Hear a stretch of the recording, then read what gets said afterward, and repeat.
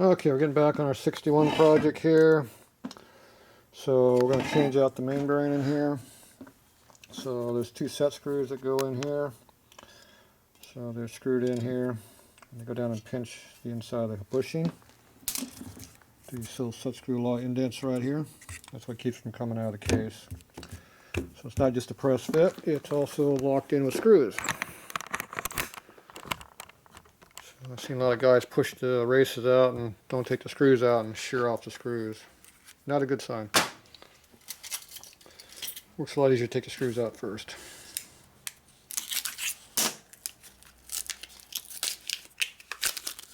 Okay, so I'm going to go ahead and put a new one in here. So then we'll have to hone it to fit after that. So I'm going to press this out. Press in a new one. So these do not require any special fixturing because these are Harley case. They're nice and strong. You can push on them. Unlike that new late model junk that's made out of tissue paper. Falls apart.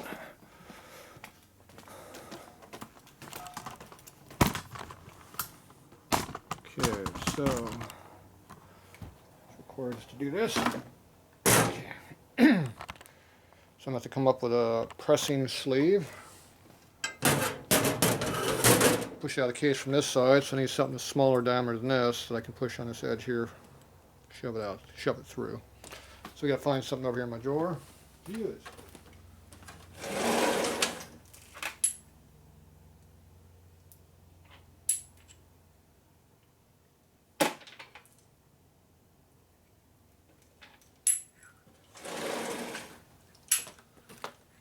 Okay, so this one here, push on that, shove it through. This one here is bigger, push on the outside edge and it shoves it in. Pretty straightforward. Hopefully this case is standard, otherwise we'll have a problem.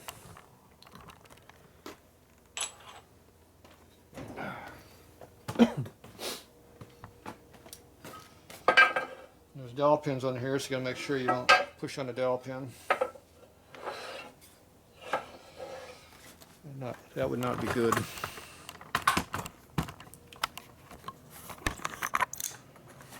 So you want to make sure you're well supported. So you want to come across here and back in the back of the case back here with some support. This one here hits on this corner right here. It comes out way back over here. We just push down right here in the center. So we can also move this block over a little bit on the other side. It's a dowel pin over there we're pushing against. So we'll move it around until it works just right.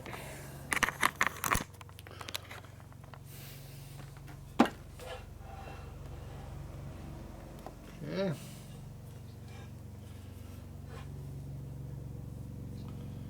So take our small one, stick it right there.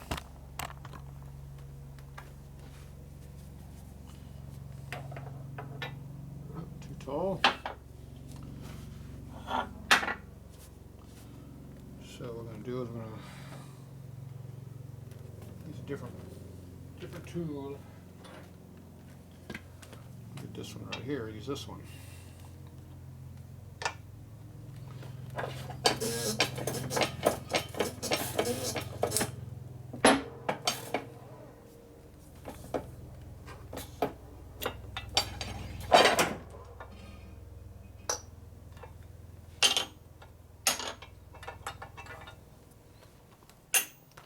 Okay, come out no problem.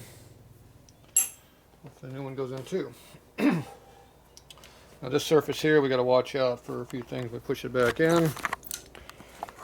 Namely, you got a dowel pin here, a dowel pin over here, and you got the oil pump bossing over here. So we got to put a block across here and a block across here or across here. This edge here should be the same height as this unless it's been machined, which rarely happens, but I have had it where they were different heights. You never know.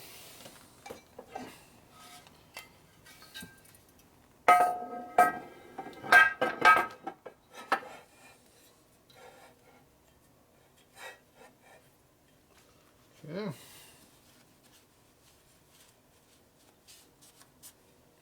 Off the dirt. This has an oil groove, put that up, but also make sure the indent here lines up with where the set screws are at. If they don't line up, you're going to have a problem.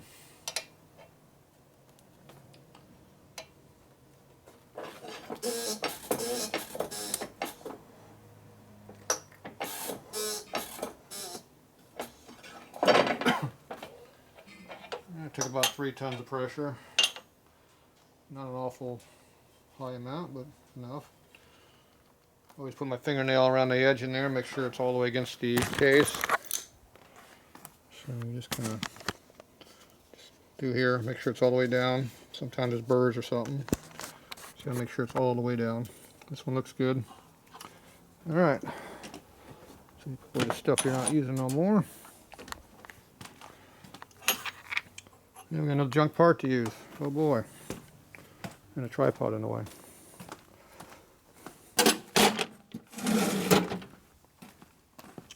Junk box. I think that says junk. One of them anyway. I found a tripod laying around. Where'd that come from?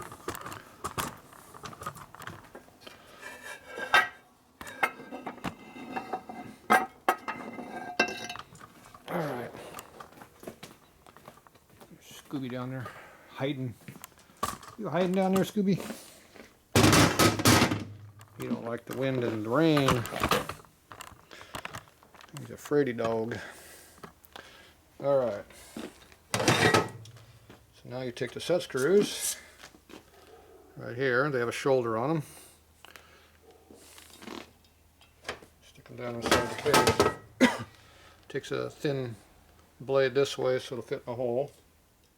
Otherwise it tears the threads up as you're trying to put it in.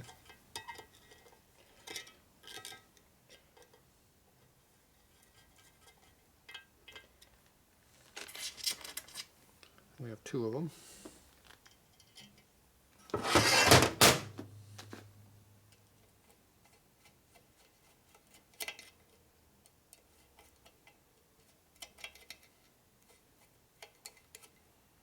Okay, now you tighten them up real tight.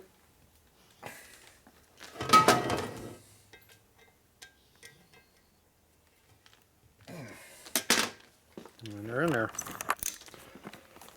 So one there and one over there. You see how the screwdriver blade goes down inside the threaded hole here? So that's why you have to have it turned down. It's got to be made good material as you twist the tip off too, so minor problem. Okay, so now we got to hone this to size. So that means we have to figure out what size we need.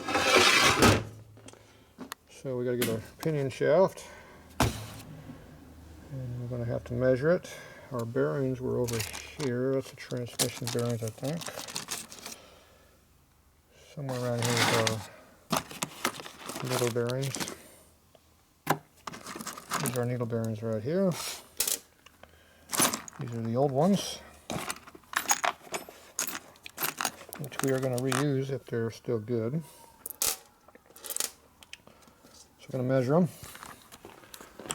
see what size they are, and figure out if we can make them work or not. This is a new rebuild, so they got supposed to have no miles on these parts, but these are used. You can see the marks going across them, but they're not used very much. So we measure them here with our mic. See what size we got. Looks like we're 152 even. Or 162, excuse me. Let me see, is that 1, 2, 3? Nope, it's 3 lines up. So that'd be 75, 85, 87. So it's supposed to be 87.5, so these are undersized. Because we're at 0. Yep, 0. So you have a veneer scale right here. You measure when a line lines up, that's the size. So if you look at it here, 0 lines up on top. So 0 is right here. I don't know if that shows up in the video or not. So that means these things are worn down. They usually cheat 2/10 at least, and then they wear. Okay, now this one is not 0. Oh yeah, it is. 0 also. More zeros. So this is not my really good mic. It's a good mic, but it's not my normally one I use. This one looks like it's 9/10 worn. So let me get the other mic. This one has carbide tips in it, which means they don't wear very much. So this one we use this mic and measure it again. And this one we have less wear, which means that mic is off by 2/10. So now these aren't worn so bad. These are just standard used bearings now. So we're at 2/10. See, we're right over here in the 2 line. So that means my old mic over there is getting to be a little bit of air, a couple tenths of air in it. 2/10. That's why you always use your good mic. When you get down to nitty gritty, you got to have good tools. Okay, so these are 2/10, which is slightly undersized. It's supposed to be 5/10. So there's 3/10 worn wear. Probably 2 of that is built in and 1's worn. Okay, then we have a pinion shaft here.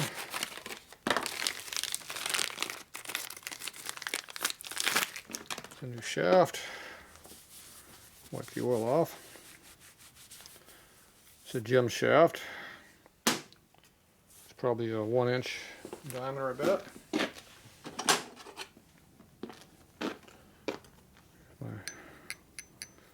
My old ancient mic I use for this because I like this one.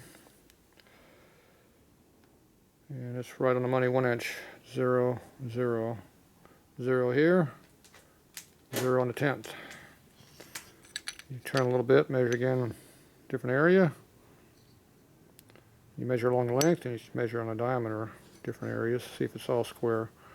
Being a gem's part, it's pretty even. It's within 1 all the way around, which means it's at 1. Okay, so we're at 1 inch even. So now we have to figure out what that works out to be in hole size over there.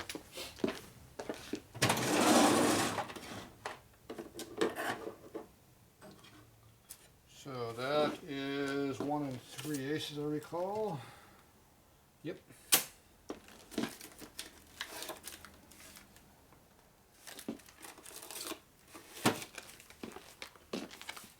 So we find our 1 3/8 standard. See, this one's 1.5 inches.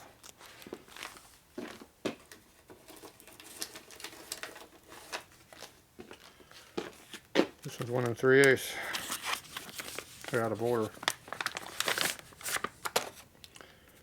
So there you go, 1 3/8 to the 10th.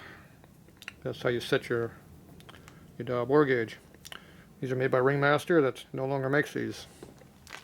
Still find them on eBay though. Okay, so I don't know if I use this last on this or last on a tranny. Let's find out. Looks like I use it last for doing the main bearing. Okay. So this here is supposed to read to a 10th, which means this thing should be on 0 when you go over center on this piece. And you can see how it goes a lot more than 0 right now. It's about 3/10 up. That's because the temperature is different than what it was set last. So what we do is you go here, move the dial, and come back and check it again. Now this is cold, so the more I hold on to it, it's going to grow, and our number will change.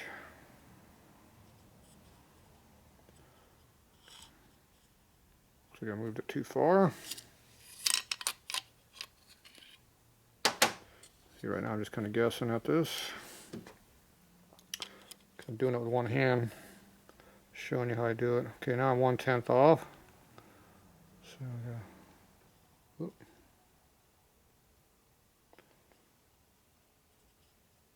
We just moved it a little bit. So this thing dirty or what?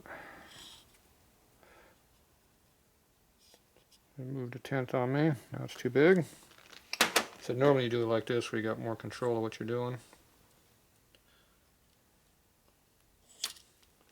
Dial's a little loose over here also. That's a lock screw.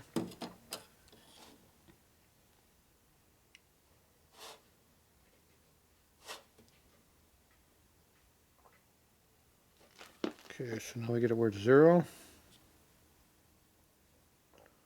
Make sure you're at 90 degrees where you can see it good. Okay, so once we got this set, we know where 0's at. Okay, so this is 1 3/8 to a 10th. Okay,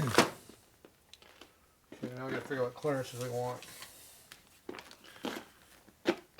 Okay, so we know the shaft is 1 inch, so it's 1. Plus the bearings are 0.1, 87 2/10, plus 0.187 2/10 equals 3744. Now we got to put our clearances. Right now we're 0.6 of a thou under standard. So now I got to put my bearing clearance in. Easy bearing clearance on a Sportster, you run 9/10 to 12/10. 1 thou is 10/10. So if we put it a little on the tight side, we'll make it 0.9. 0.0009 equals, what did I do wrong? Did something wrong. 1.374, was it 4 or 6? Yeah, I forgot the number. Stupid thing. Somebody hit the wrong button. 0.1872 times 2 equals plus 1.0009 equals 375 3/10. So that's what we want for our standard for these bearings. Or I could be a couple tenths bigger than that. So we want 3 to 5 tenths oversize. So this has a minus and a plus. Minus means you go under 3/8. This one means you go over. We want to be on the plus side because we're over. So we want 3. Each little line there is 1/10. 0 to 1 is 1/1000. So that's what we're shooting. So we come over here and measure our case and see what we got now. And you can see that we're already 1 thou oversize, which means we have nothing to work with on this. Measure it this way to get the outer round.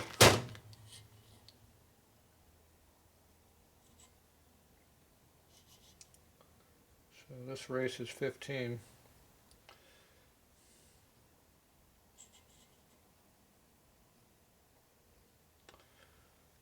So we're at 22, 2000, that's 2 thou over. 15 over there. This way over here. We're about 8/10.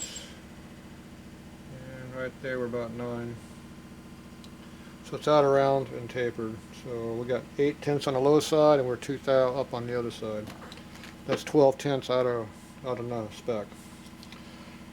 So we're trying to be at 3 to 5, and we're at as high as 20. So that means this will take oversized bearings. The bearings come in 1 thou max oversize. That adds 2 numbers.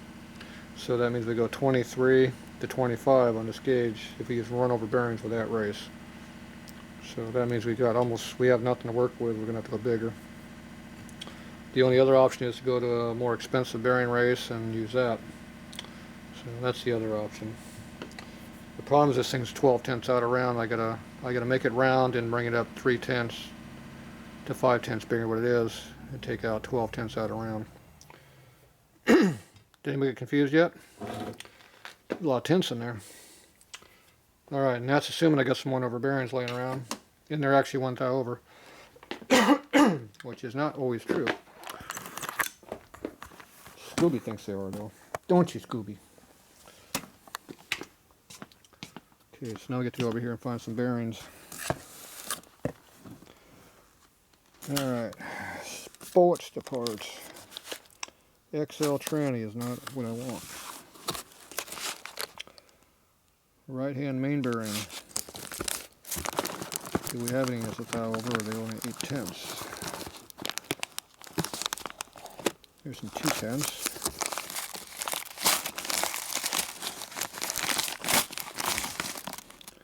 6/10. Just grab the full box. Make it easier. Scooby knows what's going on down here.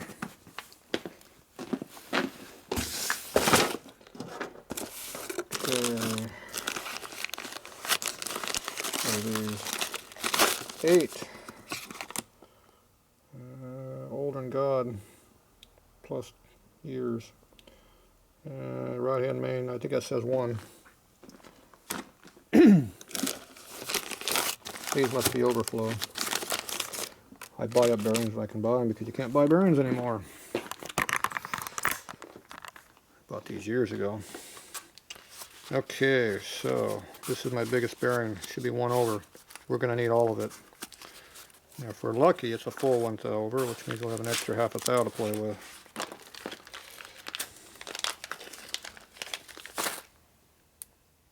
There's a little bit of a preservative on there I got to take off to measure these accurately, but initially, let's see what we got.